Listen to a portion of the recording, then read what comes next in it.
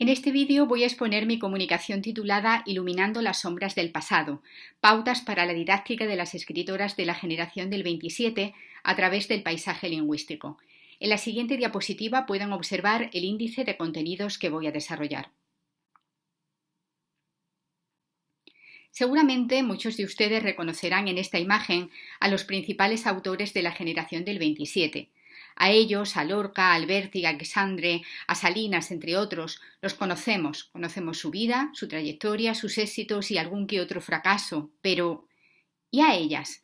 Sí, ellas también existieron, también estaban allí junto a ellos, creando, transformando y triunfando. Ellas son las mujeres de la Edad de Plata de la cultura española, las mujeres de la generación del 27, escritoras, actrices, filósofas y políticas que compartieron amistad, reflexiones y vivencias en espacios como la Residencia de Señoritas o el Liceum Club Femenino, que con su obra influyeron de forma decisiva en la cultura de nuestro país. Sin embargo, a pesar de ello, han permanecido en el olvido durante demasiado tiempo. No se las ha estudiado, no aparecen en los libros de texto ni tampoco se las ha incluido en las antologías en la misma medida que a sus compañeros de generación. Hoy las conocemos con la curiosa denominación de la sin sombrero, una expresión que se popularizó a raíz del estreno en 2015 del documental homónimo producido y dirigido por Tania Bayó, Serrana Torres y Manuel Jiménez, quienes la utilizaron para referirse metafóricamente a aquellas mujeres que, libres de prejuicios, participaron en la vida intelectual de los años 20 y 30.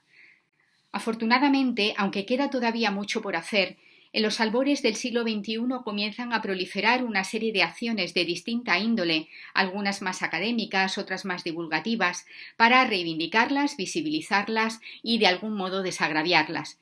Entre ellas destacamos 2 monografías de Tania Bayó y una serie de 3 documentales de 2015, 2019 y 2021.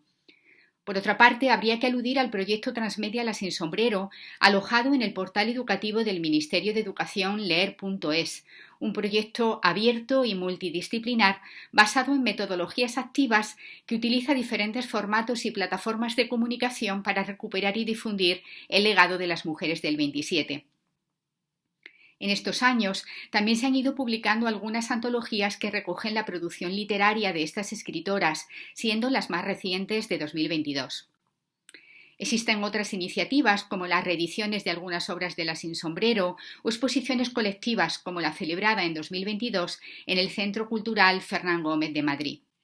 Junto a todas estas acciones, el paisaje lingüístico de algunas ciudades españolas, entendido como cualquier manifestación lingüística presente en el espacio público, constituye una alternativa muy valiosa para acercar al conjunto de la sociedad, esta vez a pie de calle, al grupo generacional que nos ocupa.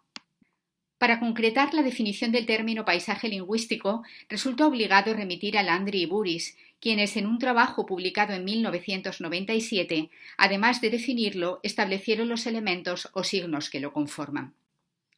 Dentro del paisaje lingüístico existe un tipo de signos de carácter conmemorativo que constituyen realmente nuestro objeto de estudio y que nos van a permitir establecer una aproximación a la vida y a la producción literaria de las escritoras de la generación del 27 en el espacio público urbano.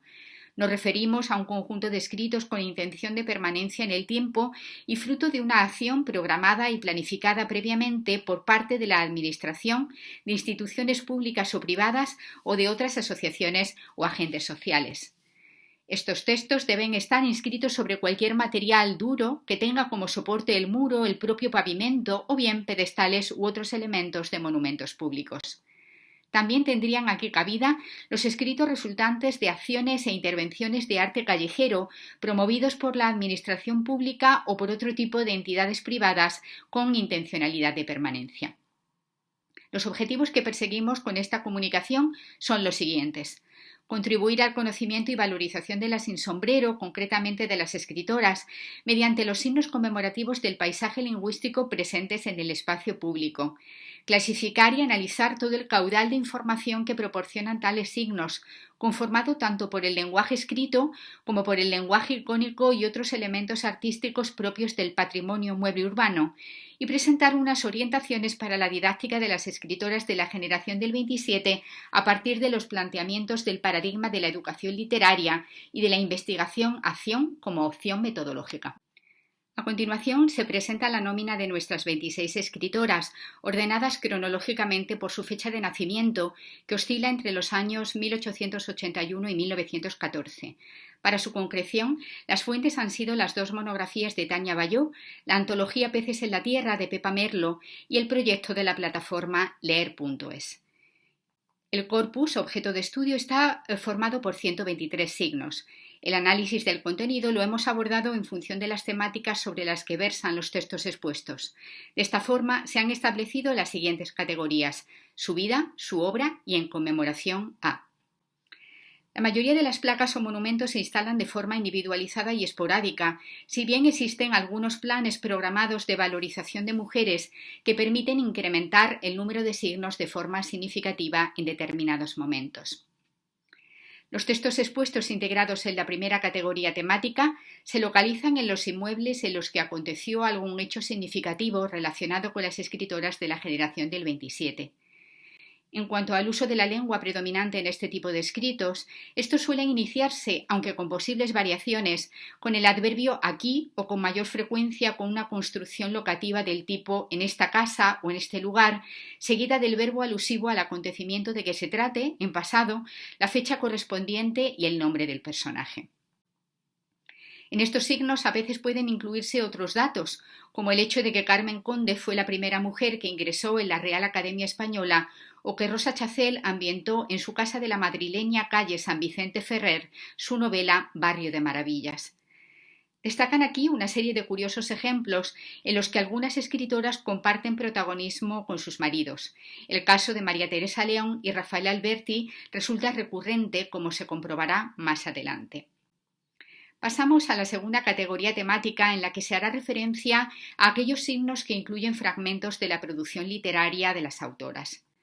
Sin duda, el caso más significativo a este respecto es el de María Zambrano. El parque que se le dedica en su ciudad natal, Vélez Málaga, ha ido enriqueciendo la presencia de la pensadora con 71 textos a partir de varias iniciativas, dos de las cuales implican un proceso de lectura itinerante. La primera acción entronca con su exilio, convertido en el eje temático de un itinerario conocido como Ruta de los Árboles del Exilio. Desde 2021, los árboles se acompañan de sendos paneles de azulejos, en los que, entre otros elementos, se incluyen frases pronunciadas por la autora, fragmentos de cartas, monografías y artículos en periódicos y revistas literarias alusivos a cada país. La otra intervención en el mismo espacio la constituye un recorrido integrado por 57 escrituras expuestas, al que hemos denominado Ruta de los Paseos Filosóficos. Este periplo se articula en torno a 8 paseos peatonales, cuyo nombre se corresponde con los títulos de otras tantas obras de la ensayista. Además, en cada paseo se van insertando citas que versan sobre los temas fundamentales del pensamiento de la filósofa. A continuación, no en un espacio público urbano, sino a la entrada de una cueva en el municipio ibicenco de San Josep de Satalaya, una placa instalada en 2020 recuerda el lugar en el que María Teresa León y Rafael Alberti se refugiaron al verse sorprendidos por el inicio de la Guerra Civil. El texto expuesto constituye un fragmento del libro Memoria de la Melancolía. En 2021, el ayuntamiento de la misma localidad vuelve a evocar la estancia del matrimonio en la isla con una nueva inscripción extraída del mencionado libro de memorias. El último ejemplo de esta categoría nos sitúa en el Paseo Marítimo del Palo, en Málaga, que en 2013 cambia su nombre por el de Paseo de la Generación del 27. De las 10 placas de cerámica con textos cuya temática gira en torno al mar, solo una mujer, Concha Méndez.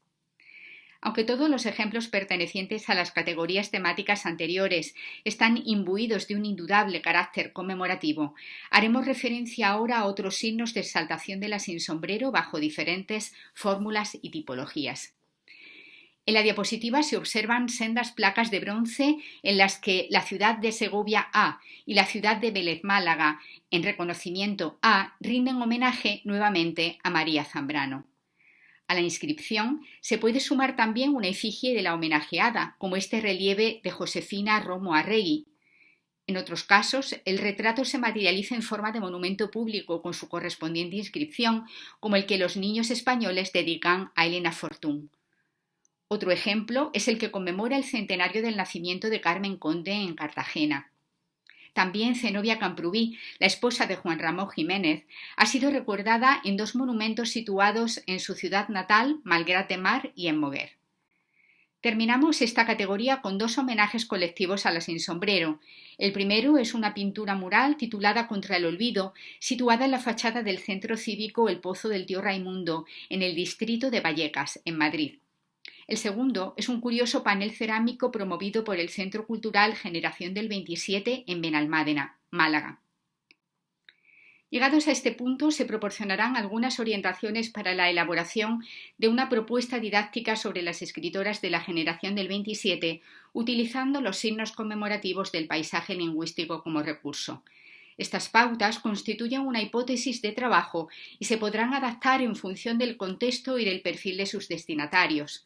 En relación con la metodología, nos basaremos en la investigación a acción, cuyo carácter cíclico, colaborativo, reflexivo y transformador resulta especialmente apropiado en el marco del paradigma de la educación literaria al que nos adherimos.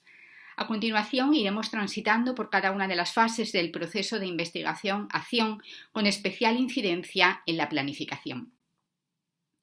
En relación con la primera fase, partimos por un lado de la necesidad de una transformación metodológica en relación con la enseñanza de la literatura que redunde en la formación lectora del alumnado y en el fomento de su hábito lector. Por otro lado, resulta igualmente necesario revisar el canon literario escolar con perspectiva de género, con el fin de reconfigurarlo para que responda a la realidad. Para ello, proponemos visibilizar y conocer la vida y la obra de las escritoras de la generación del 27, basándonos en la información que proporcionan los signos conmemorativos del paisaje lingüístico. Para la consecución de los objetivos establecidos, se ha elaborado una tipología de actividades estructuradas en 3 bloques, lo que permite una progresión de los contenidos desde los más generales a los más específicos. Las actividades del primer bloque facilitarán una primera toma de contacto con el concepto de paisaje lingüístico. Para ello, el alumnado tendrá que explorar recursos a este respecto y familiarizarse con las manifestaciones lingüísticas de su entorno, elaborando un primer corpus. Como cierre de este bloque, se llevará a cabo una discusión en gran grupo sobre la importancia del paisaje lingüístico y su impacto para la configuración de la identidad lingüística y sociocultural de un territorio. El segundo bloque de actividades se centra en la búsqueda, el análisis y la interpretación de los signos conmemorativos del paisaje lingüístico dedicados a las escritoras de la generación del 27. En esta fase, tras la elaboración de un corpus específico en relación con el objeto de estudio, se procederá a su análisis pautado. Se procurará que este estudio trascienda el mero contenido de las inscripciones, propiciando la indagación en otras fuentes de información, como biografías de las escritoras, ediciones de sus obras, estudios críticos, etc. Por último, en el tercer bloque, el alumnado creará un producto final donde se recoja de algún modo todo lo aprendido. En la diapositiva se incluyen algunos ejemplos. A continuación, sintetizamos los principales aspectos relativos a las fases siguientes.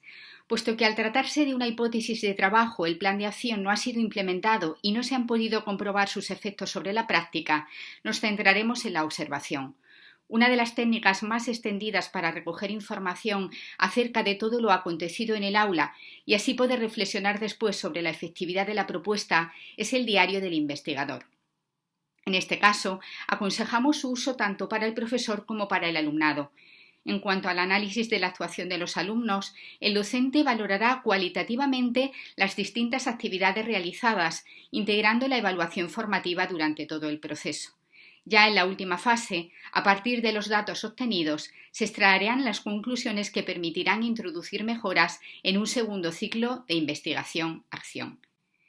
En este trabajo hemos puesto el foco en los signos conmemorativos del paisaje lingüístico para fomentar el acercamiento a la Sin Sombrero en un contexto diferente, pero sin duda también muy propicio para reivindicar la presencia en el canon literario de quienes han sido injustamente olvidadas. Desde una perspectiva didáctica, las acciones estratégicas planteadas contribuirán a que el alumnado desarrolle las competencias y las habilidades necesarias para construir su conocimiento sobre las escritoras de la generación del 27 de una forma significativa, compartida, experiencial y motivadora, al tiempo que se implican activamente en el proceso de recepción lectora de los textos expuestos. Asimismo, el paisaje lingüístico dedicado a la Sin Sombrero contribuye al desarrollo de los ODS 4, 5 y 11, al promover experiencias de aprendizaje interdisciplinares, la inclusión de las mujeres del 27 en la educación y la preservación del patrimonio cultural en ciudades sostenibles. Para finalizar, aunque en los últimos años existe una creciente conciencia de la importancia de rescatar esos valores olvidados, lo cierto es que todavía son muchas las que no están presentes en el espacio público y a las que no podemos conocer a pie de calle.